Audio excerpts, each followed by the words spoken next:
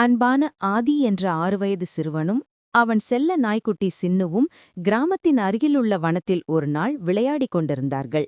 அப்போது சின்னுவை பின்தொடர்ந்து சென்ற ஆதி ஓர் அதிசய பாறையின் அருகே தங்க நிற பிடரி முடியுடனும் வைரத்தைப் போல ஜொலிக்கும் கொம்புடனும் இருந்த நிலா என்ற சிறிய வெள்ளை நிற மாய குதிரையை யூனிகார்ன் கண்டான். நிலா பேச முடியாத மௌனமான ஜீவன் என்றாலும் அதன் கண்களில் இருந்த சோகத்தை புரிந்து கொண்ட ஆதி பாட்டிக்குத் தெரியாமல் நிலாவை ரகசியமாக சந்தித்து வந்தான்.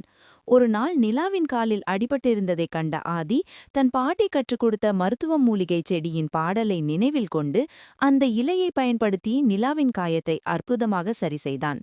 அங்குதான் அன்பும் இரக்கமும் இருந்தால் எந்த செயலையும் சாதிக்கலாம் என்ற நீதியை அவன் உணர்ந்தான். இந்த காட்டுக்குள் புதையல் தேடி வந்த பேராசைக்காரன் சிங்காரவேல் நிலாவை பிடிக்க வலை வீசியபோது ஆதி கத்திய அன்பின் தைரியத்தால் நிலா தன் சக்தியைக் கொண்டு வலையை சுருக்கி அவனை விரட்டியது. ஆனால் இந்த சண்டையில் நிலாவின் சக்தி குறைந்து தளர்ந்தது.